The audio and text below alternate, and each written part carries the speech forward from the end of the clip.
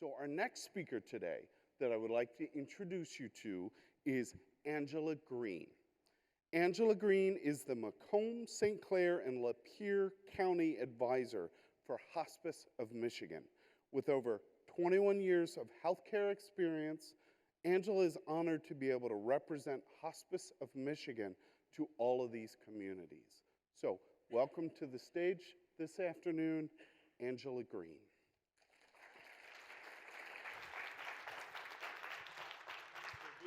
Thank you. Are you ready? I'm ready. All right, here we go.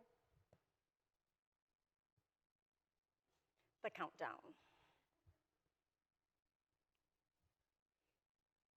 Take a look at the screen, and I have a feeling the first word all of you will notice is the word hospice. And the minute you hear or see that word, right away you think death, heavy, dark, painful, and a lot of tears. But I know that's not true. We can't do what we do 20-some years, and I have coworkers who do it over 40 years, if every day was a dark, dismal day.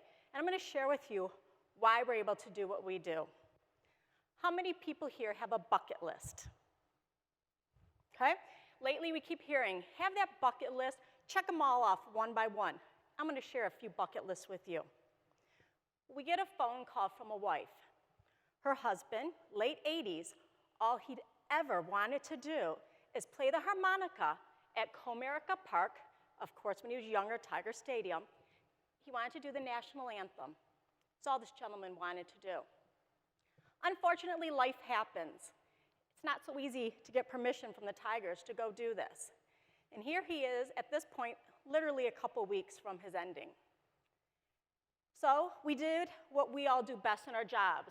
We're not afraid to knock on doors. We're not afraid to call in favors, and we did that for this man. You would have seen last July, he did the national anthem at a Tigers game here. It was very soft. It was very slow. But it was the most beautiful moment he had always lived for. That's why we keep moving. My second is a young man only in his 40s.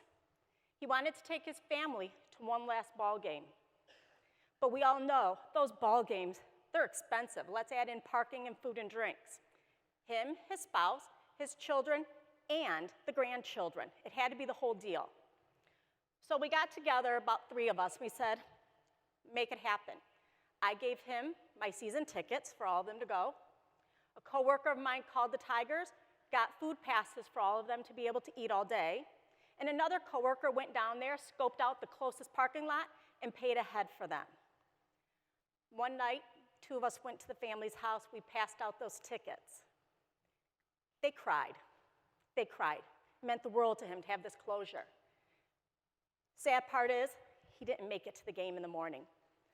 But his family absolutely did. It wasn't so much that he had to go to the game, it was knowing he was able to make it happen for those he loved the most. And how better of a thing, the next morning, they got to go celebrate him somewhere he'd always wanted to be.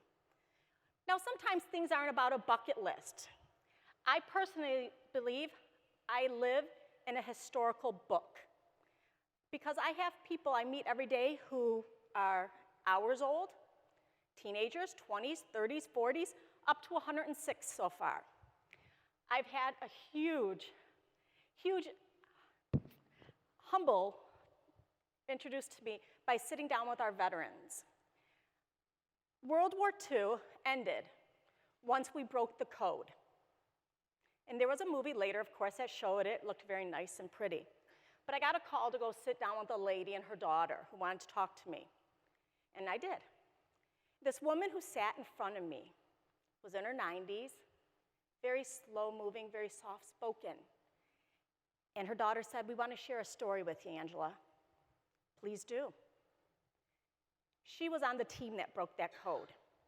She was there that night. I looked at her and said, "Do you understand what a big part of history you are?" Her words to me were, "Honey, all I did is read papers and push them around." We know that's not true. Hospice is not always dark. We do beautiful things every day for people because we know we can give them quality of life with time.